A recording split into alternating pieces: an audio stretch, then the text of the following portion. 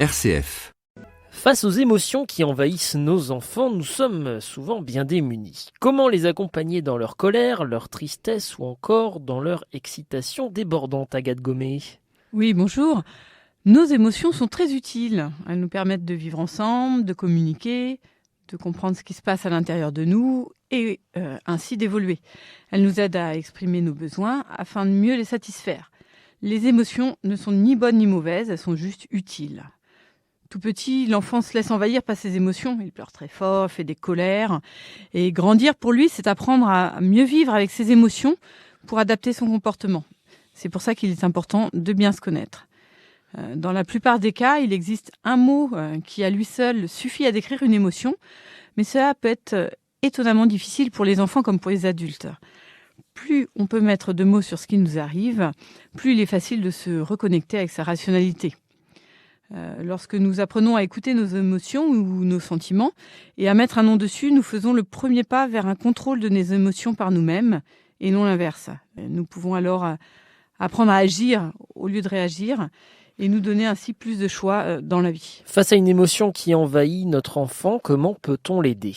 Alors notre rôle principal en tant que parents, c'est de permettre aux enfants de vivre leurs émotions afin qu'ils apprennent qu'ils sont capables de les gérer. Pour cela, voici quelques pistes. Tout d'abord, aidons les enfants à identifier et comprendre ce qui se passe. Posons-lui des questions. Qu'est-ce que tu ressens? Qu'est-ce qui s'est passé pour que tu sois en colère à ce point? Si l'enfant a des difficultés à verbaliser, on peut émettre des hypothèses et lui demander de confirmer. Je vois que ton frère a pris tes affaires sans te demander. Tu as peur qu'il les abîme ou tu as peur qu'il ne te les rende pas? Invitons également nos enfants à repérer les signes physiques qui accompagnent leurs émotions. Ça peut être le ventre noué, les poings serrés, des picotements. Ensuite, écoutons notre enfant avec une vraie écoute. Bien souvent, nous reprenons vite la parole en donnant des conseils, en voulant résoudre la situation ou en minimisant les faits. Laissons les enfants s'exprimer, questionnons-les sans essayer de trouver de solution à leur place ou encore sans nier leurs émotions. Et montrons de l'empathie, validons leurs ressentis. Je me rends compte que tu es très triste, que tu es très en colère. Pendant des moments de calme, on peut apprendre aux enfants des petits exercices d'autorégulation, inspirés du yoga, de la sophrologie, de la méditation. Il pourra comme ça les réutiliser quand les émotions deviendront débordantes. Et pour accompagner nos enfants dans la gestion de leurs émotions, permettons-leur également d'exprimer leurs émotions de façon créative et constructive. Justement, pouvez-vous nous donner des outils qui pourraient aider nos enfants à exprimer leurs émotions? Alors comme toujours avec la discipline positive, soyons créatifs et impliquons nos enfants dans la construction des outils. Alors selon l'âge et les envies, voici quelques idées. On peut réaliser en famille un tableau autour des 4 principales catégories d'émotions: la joie, la colère, la tristesse et la peur. Et puis tous ensemble, on peut trouver plein d'adjectifs qui se réfèrent à chaque émotion. Par exemple pour la joie, content, heureux, excité, joyeux. Pour la colère, fâché, furieux, frustré, déçu.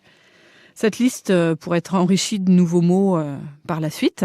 Et puis encourager les enfants à utiliser très régulièrement ce tableau d'adjectifs pour identifier leurs émotions, notamment quand ils viennent se plaindre ou quand ils ont des soucis.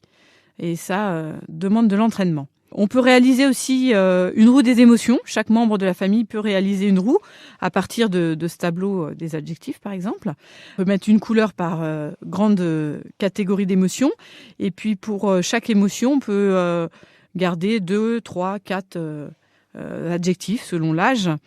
Et donc vous découpez comme un gâteau cette roue avec toute une liste d'émotions. Et puis l'enfant ou le parent, à tout moment de la journée, peut mettre une flèche pour dire où il en est de son état émotionnel. On peut faire dans la même idée une météo des émotions, ça marche très bien avec les plus jeunes, mais aussi avec les grands.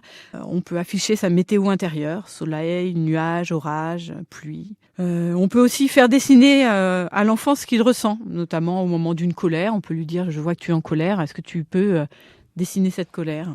Et quand nous, les adultes, nous perdons le contrôle de nos émotions, ça arrive face à nos enfants, comment est-ce que l'on doit réagir? Alors comme nous l'avons vu dans l'émission précédente, il arrive à tout le monde de perdre patience, de s'emporter, particulièrement pendant les périodes de fatigue et de stress. Alors dans ces situations, notre cerveau n'est plus capable de s'exprimer calmement, avec empathie et rationalité. Jen Nelsen, la fondatrice de la discipline positive, nous propose alors de faire un temps de pause, puis d'utiliser un outil de réparation afin de tirer profit de cette situation. Je ne reviendrai pas sur le temps de pause, vous pouvez retrouver l'émission sur le sujet sur rcf.fr. Mais avant de tenter une réparation, assurez-vous que toutes les personnes concernées soient redevenues calmes. Cela peut prendre plus ou moins de temps, de quelques minutes à plusieurs jours, notamment pour les adolescents. Et tant que vous n'êtes pas tous prêts à réparer la situation, c'est pas la peine d'essayer, vous ne réussirez pas. Ensuite, Jen Nelsen nous propose une réparation en 3 étapes, appelées les 3 R de la réparation. Donc si nous nous sommes énervés face à notre enfant, une fois calmés, retournons vers lui. Et première étape, reconnaître sa responsabilité. Oups, j'ai fait une erreur, j'ai employé des mots que je n'aurais pas dû envers toi, j'ai crié. Deuxième étape, réconcilier. Je suis désolée, excuse-moi. Alors pas besoin de faire tout un discours, des petites phrases simples. Et pouvoir reconnaître notre erreur et nous en excuser, c'est vraiment une compétence essentielle si nous souhaitons que nos enfants soient capables de reconnaître les leurs et de demander pardon. Et quand nous perdons le contrôle, faisons le premier pas et soyons modèles de cette compétence. Bien souvent, les parents refusent ces étapes parce qu'ils ont l'impression de céder ou de ne pas se faire respecter. Or, c'est le contraire qui se passe. Les enfants sont plus enclins à reconnaître leurs responsabilités spontanément quand l'adulte fait le premier pas. Et pour que les enfants et parents trouvent une solution respectueuse pour chacun, n'oublions pas la dernière étape, résoudre. Donc, trouvons ensemble une solution ou j'ai besoin de ton aide parce que dans telle situation, ça se passe pas bien pour moi, ça ne me va pas. Donc, Jen Nelsen nous propose ces 3 R de la réparation, reconnaître sa responsabilité, réconcilier et résoudre, pour les fois où nous nous laissons submerger par nos émotions. Et n'oublions pas qu'apprendre à gérer nos émotions est un long chemin, pour les enfants comme pour les adultes.